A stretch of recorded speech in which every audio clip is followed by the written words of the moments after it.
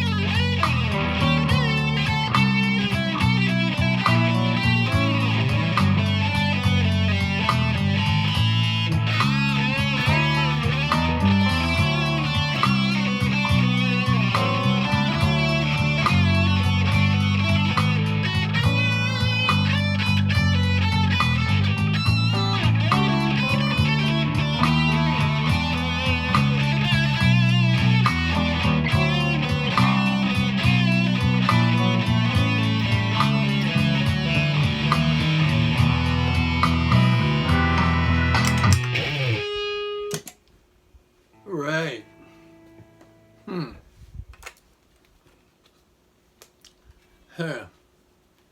You know, I'm thinking because I played the Gibson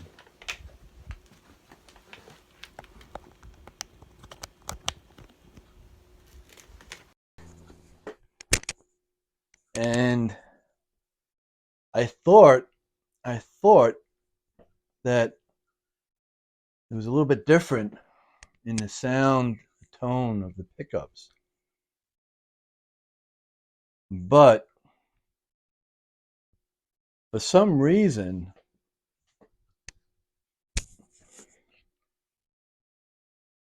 they kind of balance out. I still think the Epiphone, the pickups on that, Pro Buckers, I'm guessing, are just a little bit louder than these. But these pickups that I think the 490, 480, 490 R and T are just a little bit, they don't have as much, like punch, but the tone is there with the chambered, or should I say, weight relieved body. Um, so I think that resonates through the pickups. So where I was complaining about how these pickups sound compared to the Epiphone, um, they both, believe it or not, they're their own separate animal. And what I mean by that is they each have their own unique sound and tone. So this is the 2022 USA Gibson Tribute with a like a flamed maple neck. Got your Gibson Deluxe tuners on there. You can see the wings on both sides to fit the tuners. Yeah. It's a set neck. Like I said, it's one piece headstock neck with no spacer here. Set into the mahogany body, and it's a two-piece mahogany body. Here's the seam right here. Boom.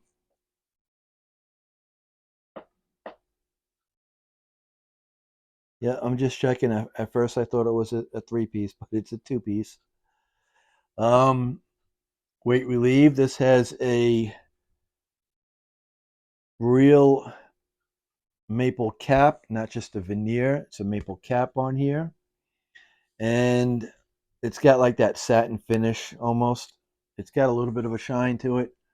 I kind of wish it didn't even have that.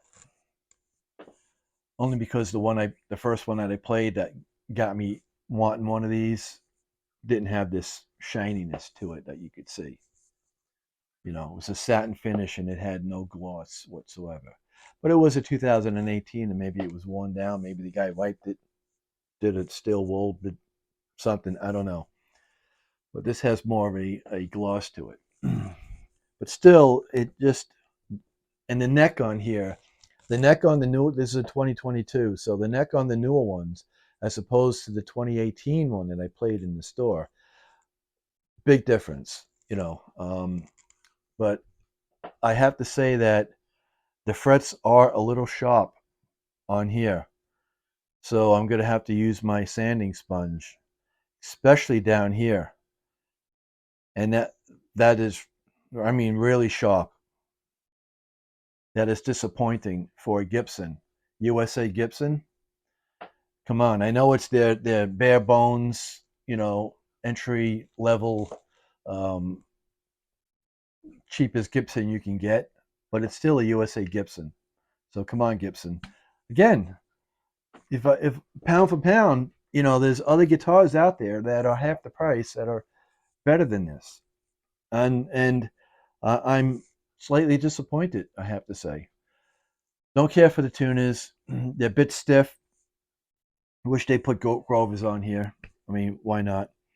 It's a nice thick, real deal rosewood fingerboard, 22 frets, and they never specify on the frets what they are. They say medium jumbo, but these are super low medium jumbo frets.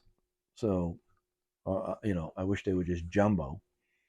That's the way to go. These are plastic pearlized trapezoid inlays. A lot of people call them crowns over in Europe. Um, aluminum. Again, 5-way Tago. Did I say 5-way? 3-way Tago on here, set on that angle already. And it's got, 500K pots attached to a circuit board. No shielding. The covers aren't shielded. The cavities aren't shielded. But yeah, I still like the guitar. I like the way it looks, it feels, it plays, and it sounds. It sounds completely different. Again, probably with the maple neck, rosewood fingerboard, and the weight relieved. It's got so much wood drilled out of it under the maple cap. It's almost chambered, and it's super light. But it sounds great, and the acoustic on it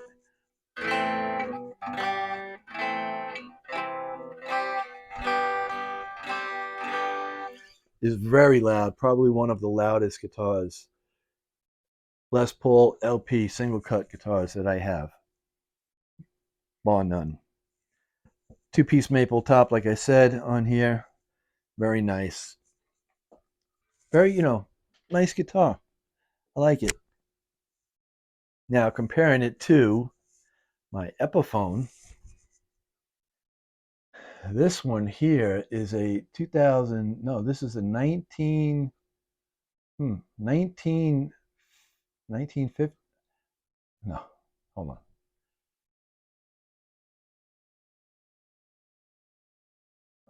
I'm not sure now because I've been reading up on the serial numbers, and I'm not sure what this is exactly. So the number is 19031521822. So I'll just show you it. If someone wants to pause it, you can read that. There we go. That number. And tell me, because I thought it was I thought it was a 2015 model. Now it might be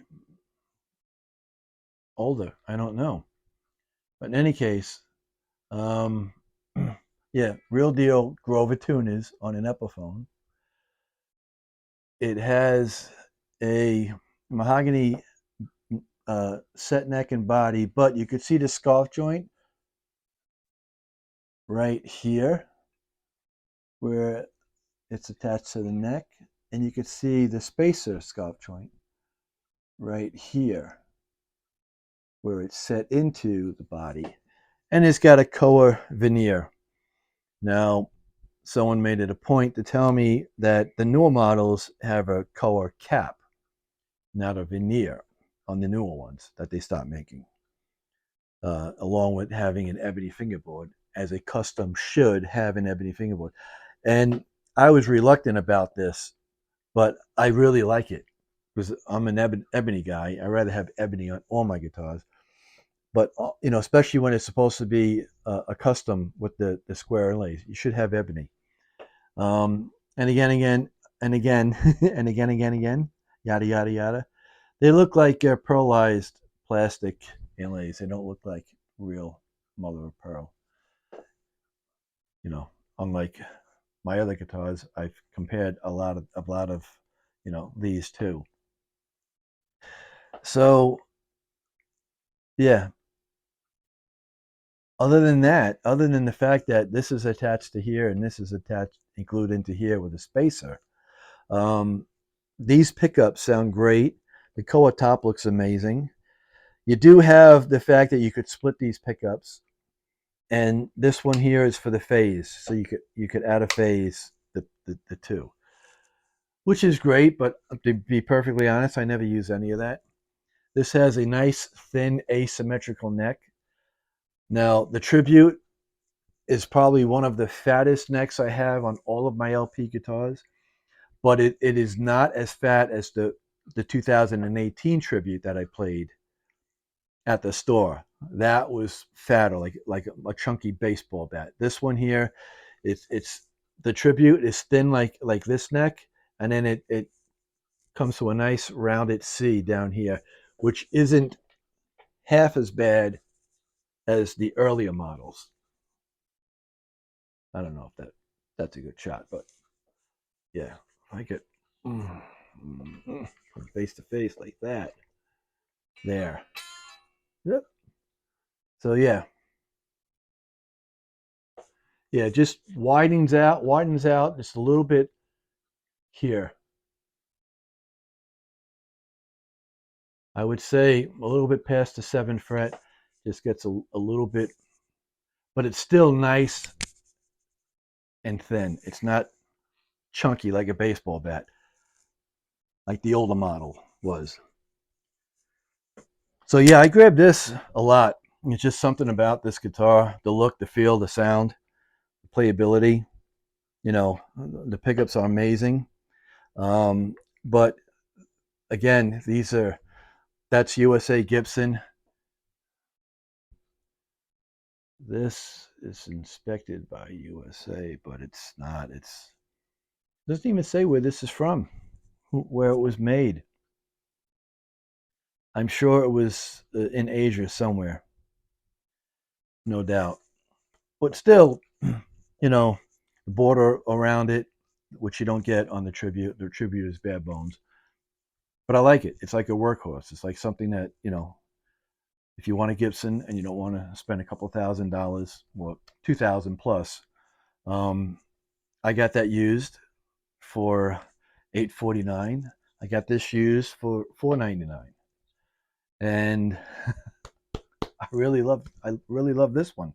If I can compare the two, you know, um, and that's not saying that. Hey, I would say, forget the Epiphone, go with the Gibson. But even though this is pieced together, I still have to say that they do a fine job on their Epiphones. I don't know why they have to piece their wood together, especially for the price you're paying. These things are still, if you can, you can still find them with an ebony fingerboard, 750, and the tributes are like $12.99, I think, brand new. But there's so many of these used on Guitar Center's used gear page and Reverb, and I'm sure eBay, that this is a 2022. I think this is what starts somebody, like they want to make sure, and then they go, yeah, okay, I got it, but then I wish I got a standard, and then they work their way up to the standard. I think this is like their stepping stone. This is still a good guitar. I don't think I'm knocking it. I'm only comparing it, you know, to this guitar and to other guitars that I've had on my channel. But the fact that it's a 2022 and these frets are super sharp, you know, I didn't even point that out on my first video when I got this. It's still a cool looking guitar. It sounds good. It plays good, but I don't. I can't say that it's worth 12 and change, brand new. I can't, and I know there's going to be a lot of you know um, Gibson purists out there that are going to hate that and probably leave a nasty derogatory comment. But that's just my opinion. It looks cool, plays good, and it's got its own sound, its own tone. So I play only in here. I don't gig anymore. I don't have a band anymore. I would really love, because this is my main. I always have a half stack, and half stack is what I get my tone, whether it's low or loud. I would really love to hear that guitar cranked, at a gig, to really hear what it could do. So that's it. Versus Gibson Tribute or Epiphone KOA. You decide. Well, you know what? Just buy them both. If you buy them used, you know, $1,500, you still get two guitars. $1,500 still doesn't buy you a used Gibson Standard. Keep that in mind. Have a good day. Better tomorrow. Come on now. Again, always fighting with this remote. It's a stubborn little guy. Yep. One more time. Knock knock. Who's there? Dwayne. Dwayne who? Dwayne the bathtub. I'm drowning.